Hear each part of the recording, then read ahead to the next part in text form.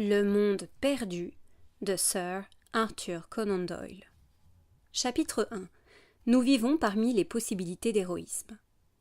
Imaginez l'être le plus dépourvu de tact qu'il y eût au monde, une espèce de cacatoès toujours ébouriffé, au demeurant un excellent homme, mais uniquement concentré sur son niais personnage.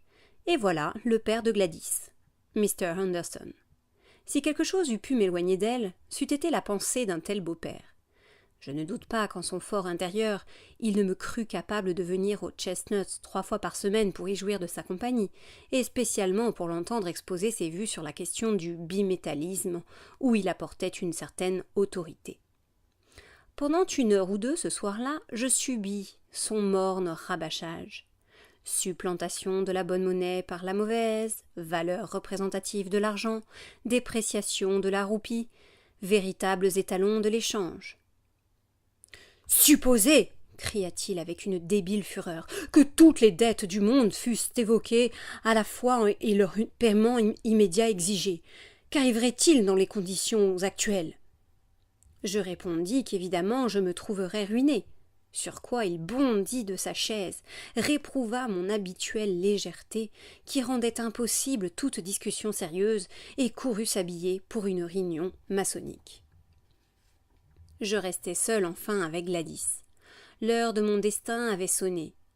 Je m'étais senti toute la soirée dans l'état du soldat attendant le signal qui doit fixer son incertaine fortune, et traversé alternativement par l'espoir du succès et la crainte du désastre. Assise comme je la voyais, sa silhouette se détachant fière et fine sur un fond rouge, qu'elle était belle, et qu'avec cela elle gardait de réserve. Une très bonne amitié nous liait l'un à l'autre, mais qui ne dépassait pas les termes d'une de ces camaraderies comme il aurait pu en exister à la Daily Gazette où j'étais reporter, entre un de mes confrères et moi. Franchise absolue, cordialité parfaite, bon garçonnisme. Il me déplaît foncièrement qu'une femme se montre avec moi trop franche et trop à l'aise. Cela ne flatte jamais un homme. Là où commence l'attrait du sexe, la timidité et la méfiance l'accompagnent. Héritage des jours mauvais où l'amour allait souvent de pair avec la violence. Une tête qui s'incline, une voix qui tremble, des yeux qui fuient, tout un être qui se dérobe, là se reconnaissent les marques de la passion, et non pas au regard assuré ni à la réplique sincère.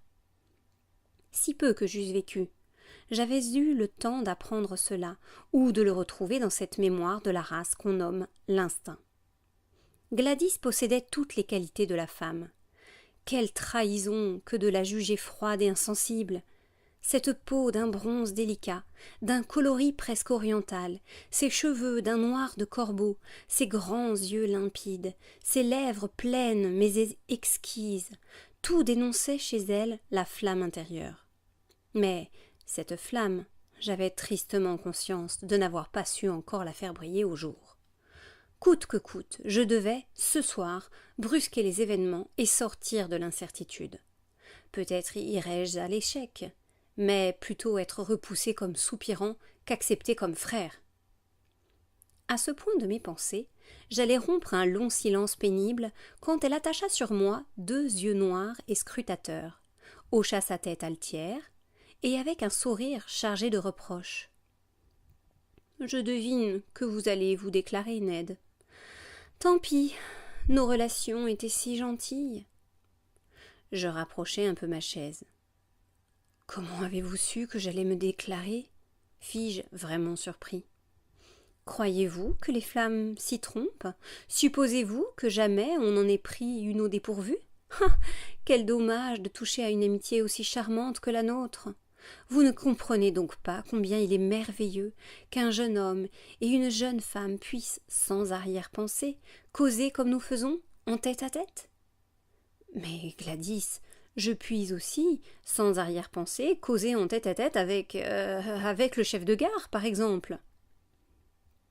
Je ne conçois pas comment je jetai dans la conversation le nom de ce fonctionnaire.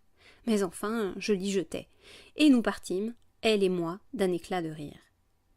Non, repris-je, ce que vous m'offrez ne me suffit pas, Gladys. Je voudrais vous serrer dans mes bras, je voudrais sentir votre tête sur ma poitrine, je voudrais… Elle se dressa, impressionnée par la chaleur de mon émotion. « Oh, vous avez tout gâté, Ned, dit-elle. Et c'est toujours la même histoire, toujours cette même question qui intervient où elle n'a que faire. Ah, tant pis. Ah, comment n'avez-vous pas plus d'empire sur vous-même » J'invoquais la nature, l'amour. L'amour, oui, peut-être, quand on est deux à s'aimer. Cela change bien des choses, mais je l'ignore. Et pourtant, avec votre beauté, avec votre âme, Gladys, il faut aimer. Il faut d'abord attendre son heure. Qu'est-ce qui vous déplaît en moi? Mon physique? Elle se pencha un peu, avança une main, me renversa la tête. Et qu'elle était gracieuse, me dévisageant ainsi de haut, souriante et pensive. Non, ce n'est pas cela, non.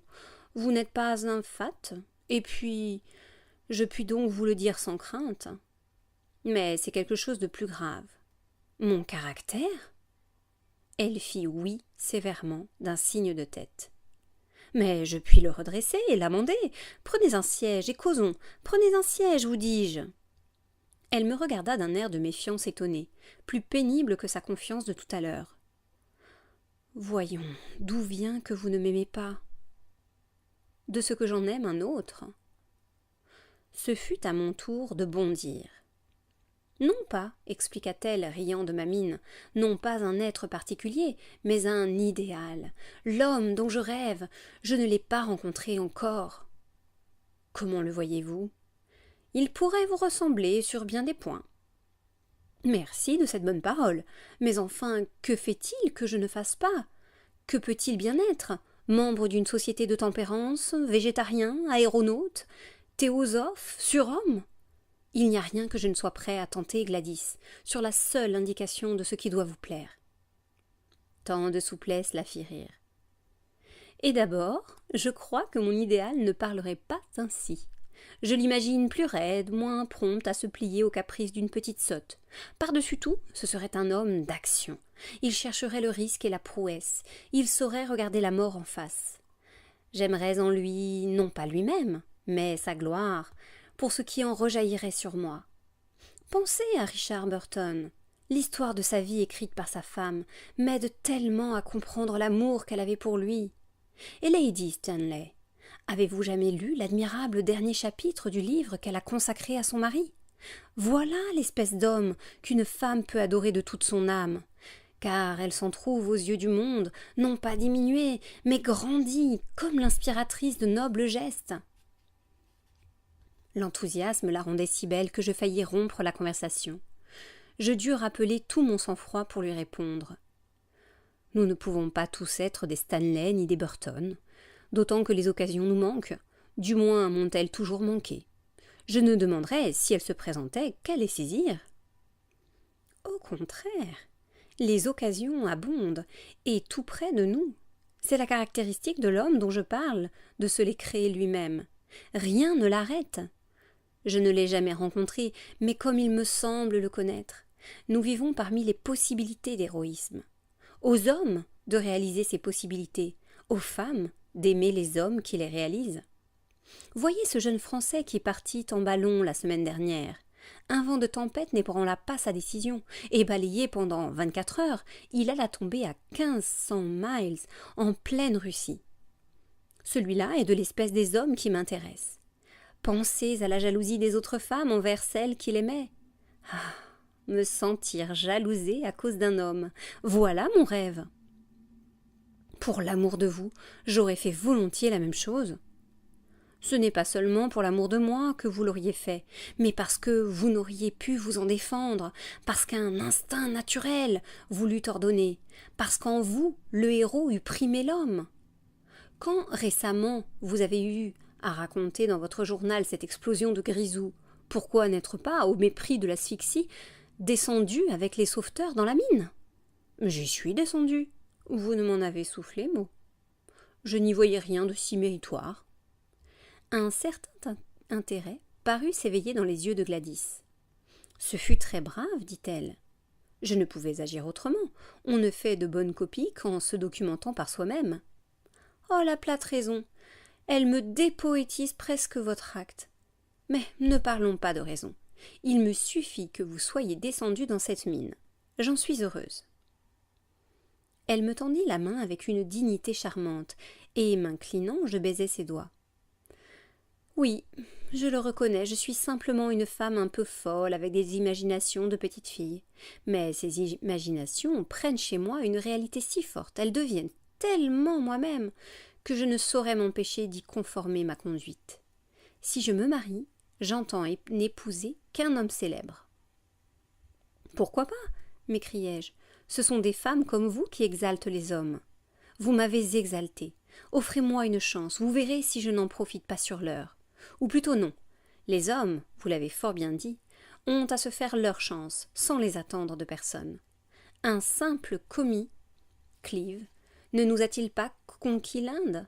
By George, je prétends servir à quelque chose ici-bas. » Elle rit de ma brusque effervescence irlandaise. « Mais enfin, dit-elle, vous avez tout ce qu'un homme peut avoir, jeunesse, santé, vigueur, éducation, énergie. Vous m'aviez tantôt fait de la peine. À présent, je me réjouis de cet entretien, s'il suscite en vous des idées pareilles. Et si je... » Le tiède velours de sa main se posa contre mes lèvres. « Plus un mot. Voilà une demi-heure que votre service de nuit vous réclame. Je n'avais pas le cœur de vous en faire souvenir. Nous recauserons peut-être un jour, quand vous aurez pris votre place dans le monde. » Et ce fut ainsi que, par une brumeuse soirée de novembre, je me trouvais courant après le tramway de Camberwell. Le cœur me rayonnait dans la poitrine. Non, le jour du lendemain ne s'achèverait pas sans m'avoir suggéré un exploit digne de madame. Mais cet exploit, qui jamais l'eût imaginé si invraisemblable et déterminé par un concours de circonstances si singulières? Je ne voudrais pas qu'on fît à ce premier chapitre le reproche d'inutilité. Il commande toute mon histoire. C'est seulement quand un homme vient à sentir autour de lui 1000 possibilités d'héroïsme, et dans son cœur le désir violent d'en réaliser une, n'importe laquelle, c'est alors seulement, dis-je, qu'il rompt, comme moi, avec le banal train-train de l'existence, pour entrer dans le mystérieux et merveilleux pays où l'attendent les grands hasards et les grandes rémunérations. En arrivant au bureau de la Daily Gazette, où je ne comptais que pour une bien petite unité, j'y portais la ferme résolution de trouver, et de préférence cette nuit même, une entreprise selon les vœux de ma Gladys.